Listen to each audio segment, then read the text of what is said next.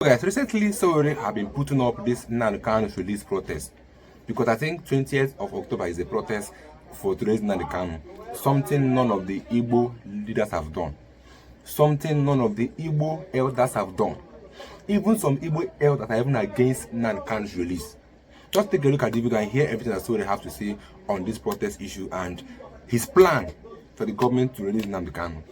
Human rights activist and the convener of the Revolution Now movement, Sowore, has called for the immediate release of detained IPOB leader Nnamdi Kanu, announcing a peaceful march to Aso Rock on October 20 to demand justice, describing Kanu's prolonged detention as a stain on Nigeria's democracy. Former Vice President Atiku backed Sowore's call, condemning the federal government's continued defiance of court orders granting Kanu bail. Atiku described the situation as an open sore on the nation's conscience, insisting that Kanu should either be released immediately or given a fair trial. However, the presidency has criticized both Sowore and Atiku, accusing them of attempting to politicize an ongoing legal process. Government spokespersons warned that mobilizing public protests while the case remains in court could undermine judicial integrity. The Federal High Court in Abuja recently adjourned Nnamdi Kanu's trial to October the 16th, pending a medical assessment by the Nigerian Medical Association. The court had earlier dismissed a no-case submission, ruling that Kanu must open his defense in the terrorism-related charges brought against him. Join us now for this discussion of Breakfast Central this morning is the convener of Revolution Now movement, Mr. Sowore. Good morning, and thank you so much for joining us on Breakfast Central this morning. Thank you for having me. Now, Mr. Sowore, you described Nnamdi Kanu's detention as a stain on Nigeria's democracy. What do you think his continued incarceration says about the rule of law and human rights in Nigeria, and why do you choose to embark on this planned protest for October the 20th? Well, the detention of Kanu has lasted 10 years. If you disregard the interregnum of when he fled the country after the military invaded his house when he was granted bail, and he was then brought back from Kenya, kidnapped, and another set of trials started. And we all know that one of the tenets of justice is a speedy, fair trial in all cases, but this hasn't happened in Kanu's case because there was no trial going on. It's just theatrics. And we, as people who understand and have fought for and had tried our best to sustain human rights in this country, no matter how difficult it is, have a duty to let the country know that this is sad development in our body policy, and we can't continue to pretend that Nnamdi Kanu is undergoing trial. We know this is not trial. This is not prosecution. This is persecution. And that is why we're saying this should immediately be terminated and Nnamdi Kanu be released to rejoin his family.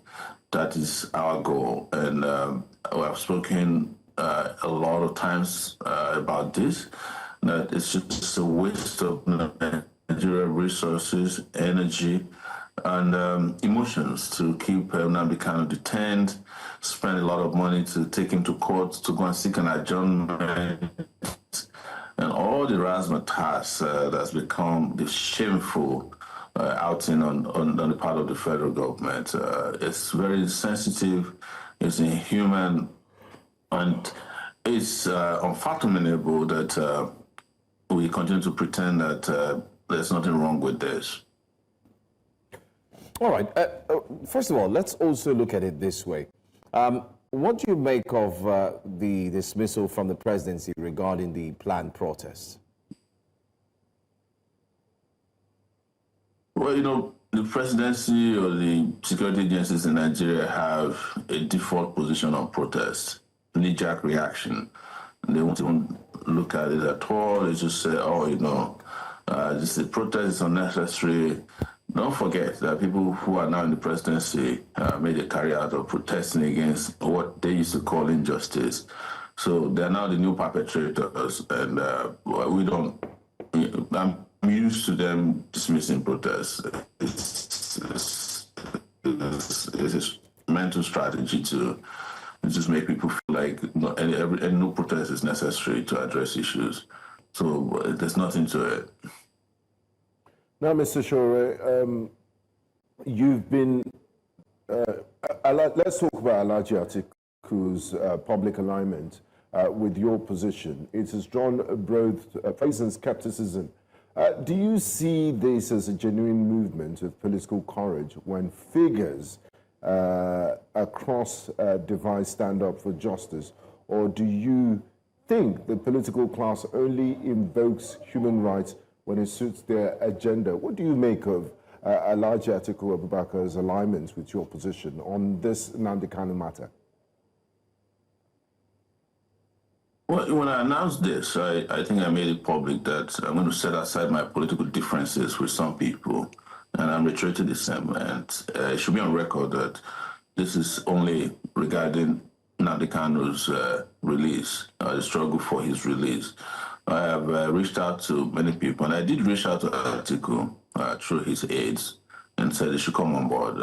I was pleasantly surprised that it happened very fast, because he's not the only person. In fact, I reached out to southeastern political leaders first, governors of Anambra, of Abia. I reached out to Peter Obi, and none of them have responded until now. And Atiku has done so, even though he was the last person I reached out to on the day he started. I reached out to more people. Senator Abaribe, even though he has not publicly confirmed his intent to join, he has told me that he's on board.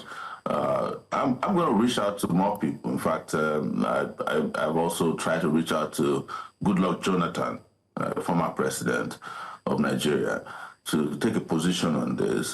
So I don't think anybody should make this into some political opportunism as they try to present it. I want to believe that Atiku is old enough, is a former vice president of Nigeria. He took this position having convinced himself that it's the right thing to do. But it's natural and expected that there will be pushback against him, that people will call him all kinds of names, just like they do to me. But he's not the first vice president to engage in stuff like that. When Alex Ekweme was alive, he was one of the people they call G34 that took a position against Abacha's regime. And he was vice president. And in those days, some of them took these decisions risking their lives. So there's nothing to worry about. I don't think anybody should take the attacks on him serious. He himself must be clear about this by now, that this kind of very heavy-duty decision will attract all kinds of emotions or attacks, especially from the presidency of Nigeria. The call is on the president to do what is right, not to waste too much time trying to figure out the intention of people who are calling for Nnamdi Kanu's release. I can tell you one thing: if Tinubu were not to be president of Nigeria today, he probably would have latched on Nnamdi Kanu's arrest and detention. So why do you think his release as well? So why do you think he's not doing that now? Is it because of a political career that he needs to save, or is it because of the forthcoming elections, or do you think he would just rather want to stay away from it completely?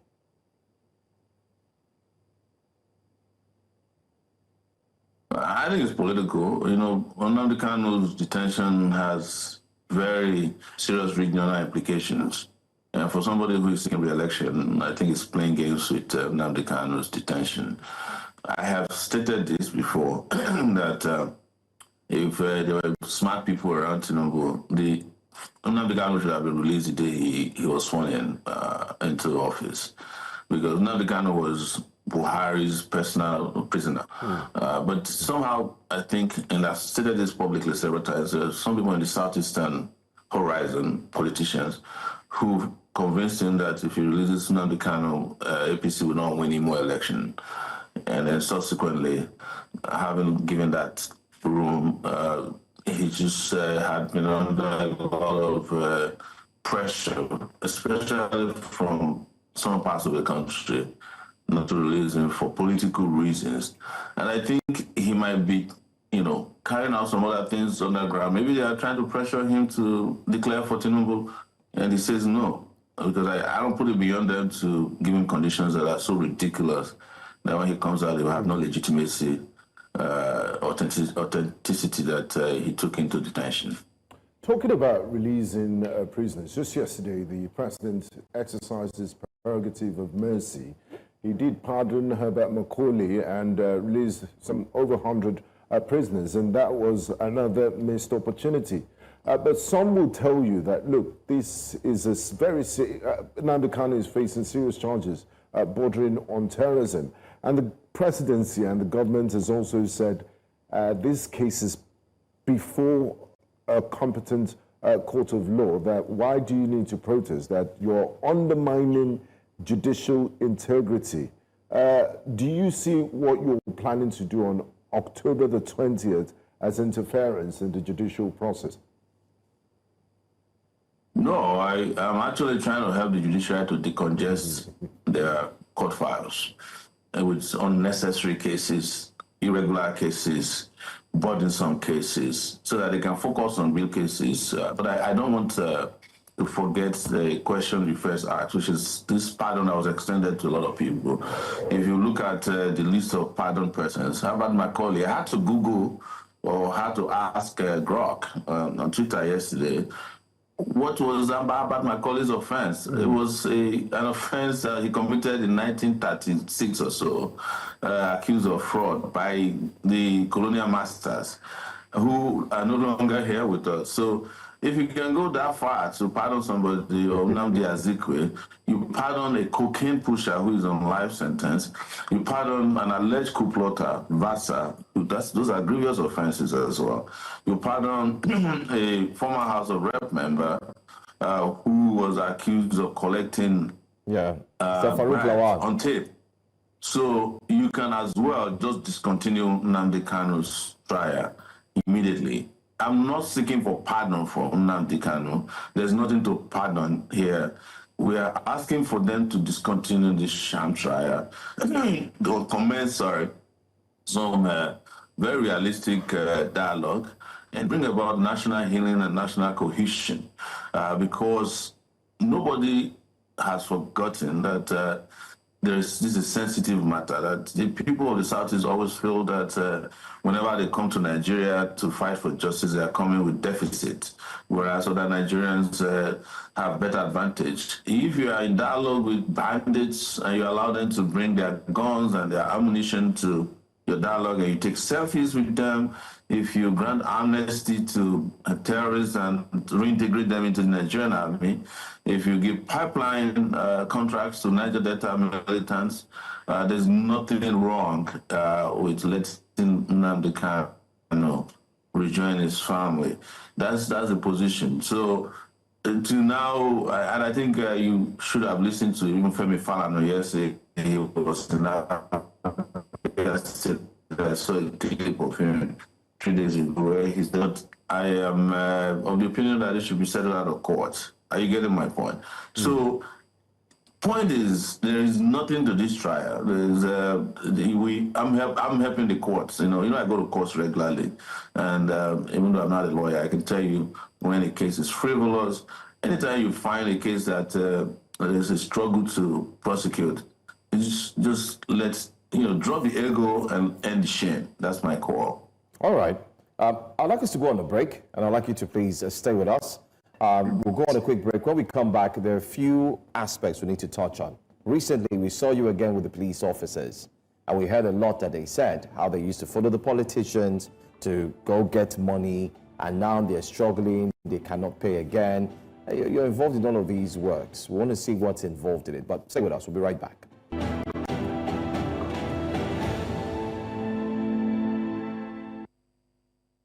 Thanks for staying with us here on Breakfast Central. We have with us the convener of Revolution Now movement, Mr. Sowore, who's still here with us, joining us via video conferencing. But before the break, I talked about, we're discussing about Nnamdi Kanu as well, but we want to focus on the police officers, retired police officers, of which you have been part of. And PENCOM has come to the fore again. Permit me to just divert a bit and just talk about PENCOM. We did see in the footage with the former police officers, particularly I did see the retired police officer, CSP Raphael, who said that officials are benefiting from the pension scheme while frontline officers are suffering and their demands are not met. Can you also tell us what's really going on with the police officers? The first time they embarked on a protest, they did meet with the police, and they were told that their grievances will be attended to. And now it seems like there's a second leg, there's a return. What's going on with that? Well, it was because their grievances were not attended to. Their demand was simple. These retired police officers, and I dare say serving police officers too, they should not bury their head in the sand like ostriches. They want to exit from what is known as a contributory pension scheme,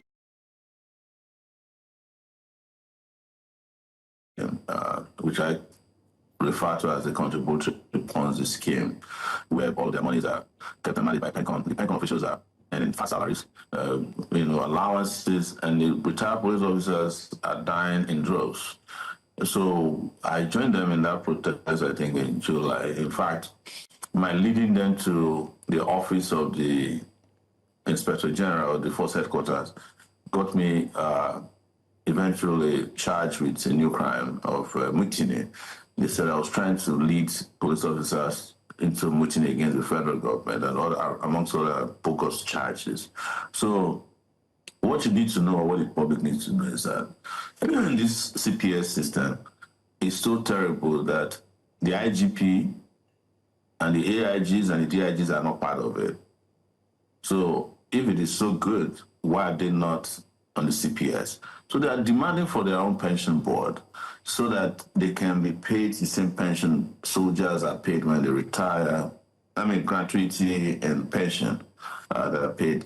Well, how do you even look at this and not want to cry for Nigeria when frontline officers who risk their life for 35 years take home, as their own gratuity, maximum 2.4 million naira? A retired commissioner of police is taking home 57,000 naira a month after you're retired, after you spent 37 years serving Nigeria. Yes, a lot of people might have issues with what the police has become, but you can start to understand the root of your problems when you look at how they are remunerated and how they are treated after they retire. When serving police officers see retired police officers, they convince themselves that they must get their pension and gratuity before they retire. And that's part of where the corruption, extortion, and indiscipline comes from within the police force. And it's reached a level that you can't even say you have a police force in this country. But that's a conversation for another day. But that is precisely why they are fighting. And because they were lied to, and I warned them when we went to the Force Headquarters in July, I said, this IGP that I told you has retired and is still illegally occupying his office, is lying to you. They had a meeting with the IGP. The IGP, at that time, also wanted me to join the meeting. I said, I'm not attending a meeting with you because, one, I don't trust you. Secondly, I don't want to legitimize your office that I know no longer exists.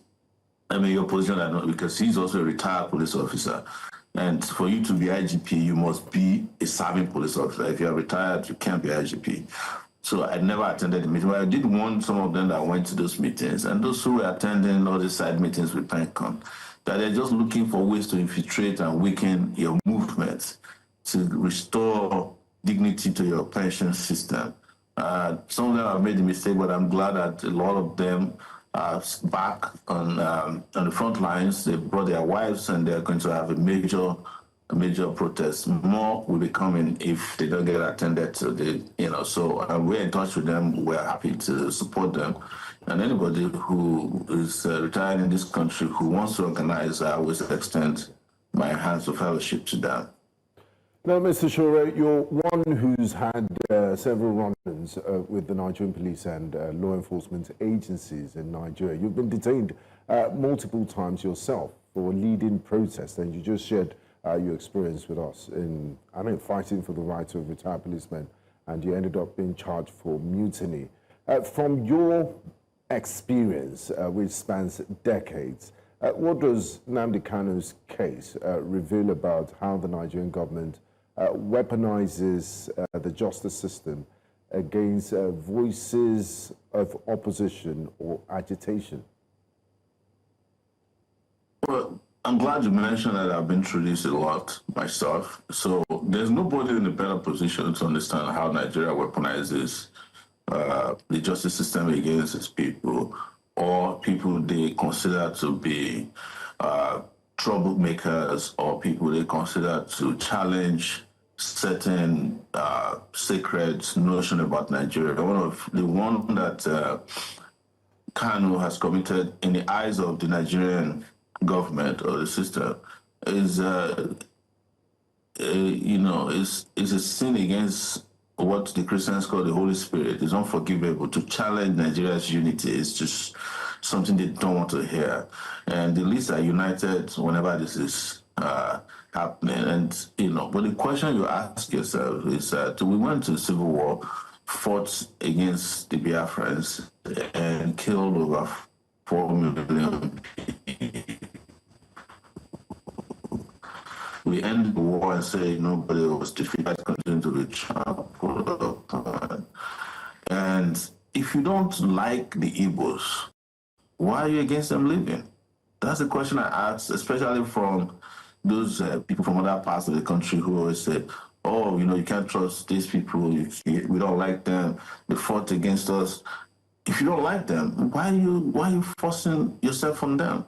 So they are saying, look, if we are going to remain in this country known as Nigeria, created by the British colonialists or British corporations, the Niger Delta Company in 1900, we want to have our dignity respected. We want to have our rights respected. We want to govern ourselves. There's no crime in that. But if you say they must stay, you must respect their rights. And I know your question is about weaponization of the justice system. I want to say that this one is historical. It's because in 1970 we ended a war physically, but the war did not end mentally. So everybody that's in government goes to read what I describe as a secret file about the Biafra war. And they continue the war from, it doesn't matter who the president of Nigeria is, it's a perpetual war that they have fought, and they use the justice system, they use the civil service, they use the economic system, they use whatever is possible, to demolish their houses, their businesses. It's always a conspiracy there. And it doesn't matter how you say it, because some people will say, no, you're trying to, it's not division. We're just addressing what we know to be true about how Nigeria weaponizes the justice system against people, but particularly people of the southeastern region because of the Biafran war. All right. Well, October 16 is just around the corner. I'm sure we will be following proceedings. October 20. I beg your pardon. Yeah. It's around the corner. I'm sure we'll be October 16, you're right, is his next trial. His next trial is and October 16. They can end all this charade on that day by withdrawing their, they can file a nulle, what we call, they can file a nulle prosecutor, which is end of prosecution. And if they don't, and if they do that, we don't have to march on the villa on the 20th. Okay. We'll go and do NSAS memorial, Anyway, we'll follow through. Our hands are full all the time. All the time. I wonder how you do it. But then again, thank you so much for your time and insight. To follow through as well. Thanks for your time. It's very shameful, though. Very shameful. And Sowore is the one pulling for Kanu's release.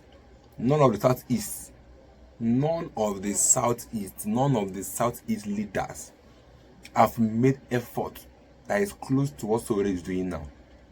Sowore have been to Arise News, Channels TV, been to many places just for the issue of this protest that Kanu should be released, that he have done nothing wrong. And the truth remains that Kanu has done nothing wrong. Nothing wrong. It's not a crime to want Biafra. It's not a crime to want self-determination. It's not a crime anywhere in Nigeria constitution. But Buhari called him a terrorist because he was saying that Nigeria should divide. Same thing that many other people have said, and the government have not even arrested them or called them to action. Nothing. Then we are talking about one Nigeria. Where is one Nigeria? Where is one Nigeria? Where many northern leaders have said the same thing that Kanu said. None of them have been arrested. I mean, none of them have been arrested. So why is Kanu's own different? Why is Kanu's own different? It's a very vital question we need to be asking ourselves. To tell you that this our Igbo leaders don't even care about the Igbos. Because Sowore is not an Igbo man. But Sowore is fighting for an Igbo man. Whereas our Igbo people are busy backing the government because of what they will benefit from the government. We know how Hope Potodema is benefiting from the government for this Kanu detention. We know how late Senator Ifeanyi was among those that helped Nnamdi Kanu's detention. Many other Igbo that have not been exposed that are involved in Kanu detention to tell that these people don't care about our leader, Nnamdi Kanu. But let me get to this in the comments. I'll put you guys in my next video.